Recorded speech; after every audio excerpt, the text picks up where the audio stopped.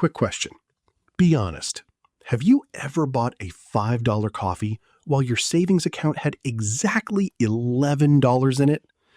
Yeah, me too. No judgment here.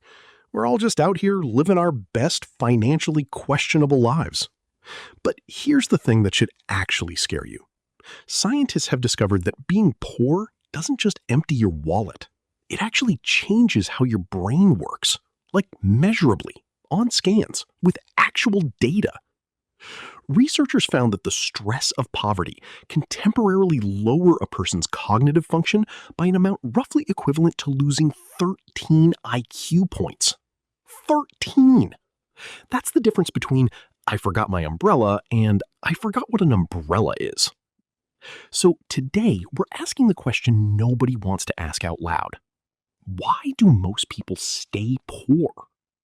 And before you assume this is going to be some just work harder, sweetie TED Talk, relax. It's not. It's actually about psychology, biology, and a few sneaky traps your own brain sets for you without asking permission. Let's get into it. Okay, here's a fun fact that is not fun at all.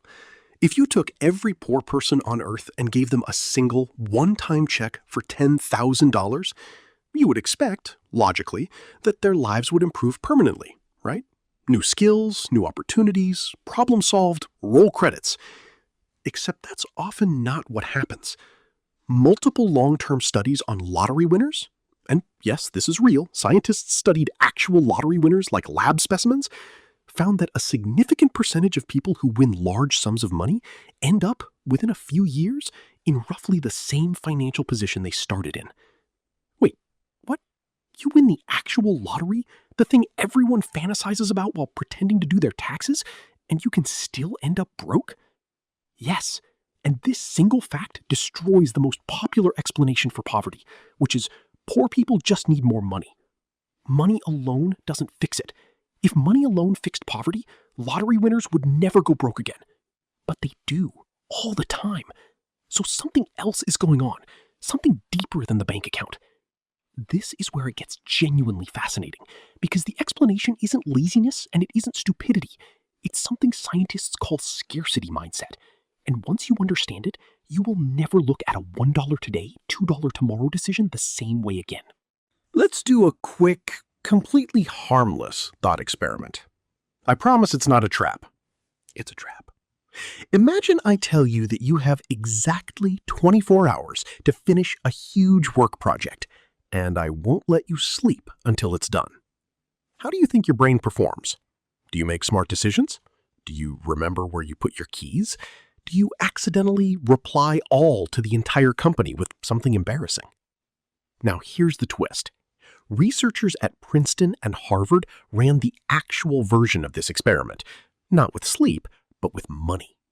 They gave people in a lab a series of cognitive tests. Some were asked easy financial questions, like, can you afford a $150 car repair? Others were asked harder versions, like, can you afford a $1,500 car repair? For wealthier participants, it didn't matter. Easy or hard, their test scores were unaffected. But for lower income participants, just being asked the harder financial question before they even answered it caused their performance on unrelated cognitive tests to drop significantly. The mere thought of an expense they couldn't easily handle was enough to tax their brain's processing power. This is the scarcity mindset in action.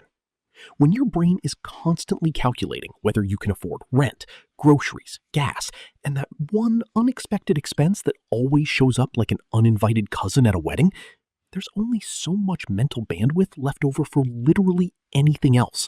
Long-term planning, career decisions, patience, self-control. It's not that poor people make worse decisions because they're worse at decisions. It's that poverty itself consumes the mental resources required to make good decisions in the first place. Here's an analogy that actually makes this click. Imagine your brain is a computer with a limited amount of RAM, the memory it uses to run programs. If you have 50 browser tabs open, even a powerful computer starts lagging. Poverty is like having 50 tabs permanently open in your brain, all of them labeled things like rent due Friday, kid needs shoes, and is that noise the car making bad or normal? There's no RAM left to open the tab labeled long-term financial planning. Wealthy people don't have more willpower. They just have more available RAM. Now, you might be thinking, okay, that's a cute computer metaphor, but where's the actual proof?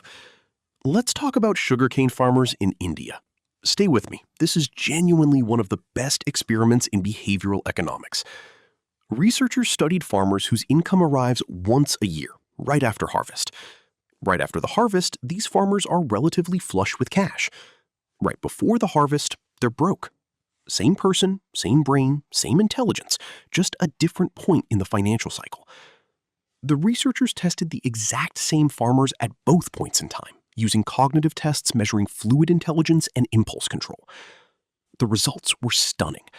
The same individual farmers performed significantly worse on cognitive tests when they were poor, right before harvest, compared to when they were financially comfortable, right after harvest. Let that sink in. Same person, same brain, same baseline intelligence. The only variable that changed was how much money was in their pocket at that moment, and their measurable cognitive performance changed with it. This means poverty isn't a personality trait. It's not a permanent characteristic of a type of person. It's a temporary cognitive state that can affect literally anyone placed under the same financial pressure. There's more. A landmark study published in the journal Science in 2013, led by researchers Anandi Mani, Sendhil Mullainathan, Eldar Shafir, and Jiaying Zhao, formally quantified this effect.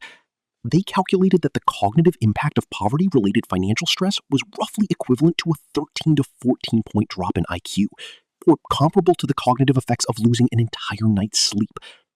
13 IQ points. That's not a metaphor. That's measured, peer-reviewed, published cognitive impairment caused by financial stress.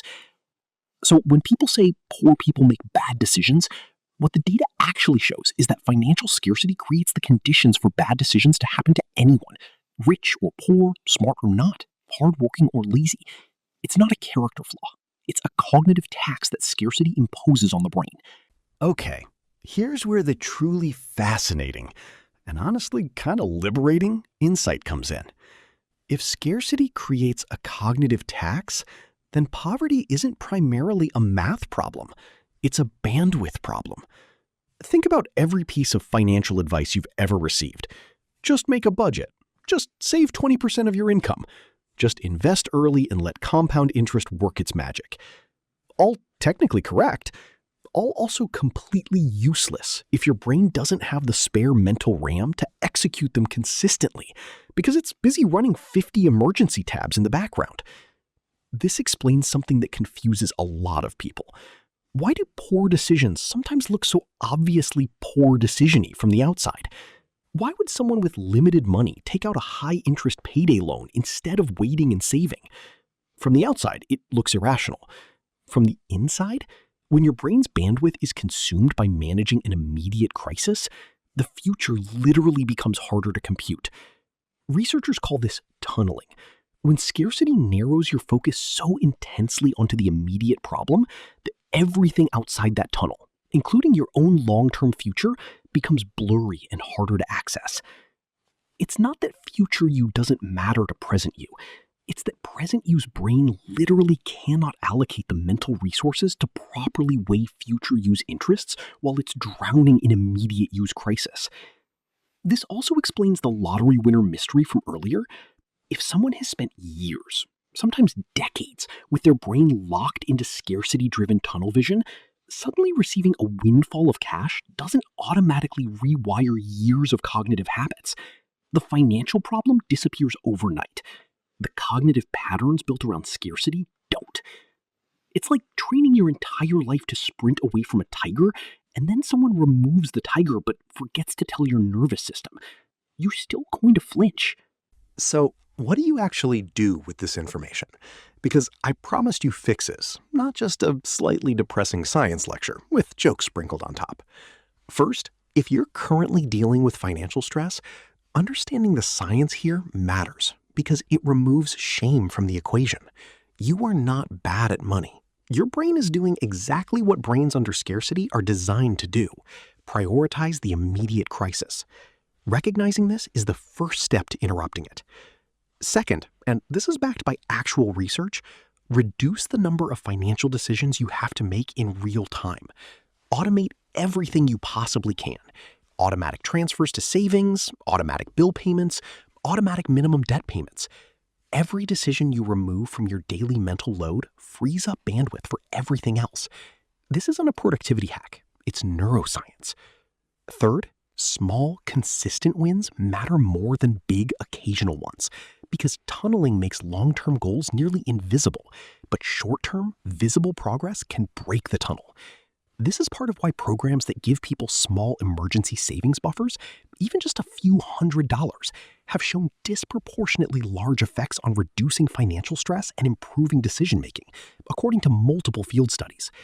A small buffer doesn't just add money, it removes one tab from the browser. Fourth, on a societal level, this research has directly influenced policy. Several anti-poverty programs worldwide have shifted from purely cash-based assistance toward cognitive load reduction strategies, simplifying paperwork, reducing the number of decisions required to access benefits, and providing direct, predictable support, rather than complicated multi-step processes. Because if scarcity taxes the brain, then bureaucracy is an additional tax on top of that, and removing unnecessary complexity can be as valuable as the money itself. This research has even reshaped microfinance programs in developing countries, leading to redesigned loan structures that reduce the number of high-stakes decisions a borrower has to make at any one time at one point. Here's the thing I find genuinely beautiful about this entire body of research. For most of human history, we treated poverty as a permanent trait, something embedded in a person's character, work ethic, or intelligence. The scarcity mindset research flips that completely. It shows that poverty creates a temporary cognitive state, not a permanent personal failing. Change the financial conditions, and remarkably, the cognitive patterns can shift too. That's not just an academic distinction. That's the difference between blaming people for the box they're trapped in and actually understanding how the box works, which is the only way anyone has ever successfully escaped one. So if you've ever judged someone for a financial decision that looked obviously bad from the outside, or honestly, if you've ever judged yourself, maybe hold that judgment a little more loosely. Brains under pressure behave differently. That's not an excuse, it's an explanation. And explanations are where actual solutions start. The real question this leaves us with isn't why are poor people bad with money? It's what would any of us do with 50 tabs open in our brain all the time, every single day? Probably exactly what they're doing. And maybe the most scientifically honest, most quietly radical thing you can do for someone else or for yourself is to close a few of those tabs. Like, subscribe, and comment. Has financial stress ever affected your decision-making? Be honest, we've all been there.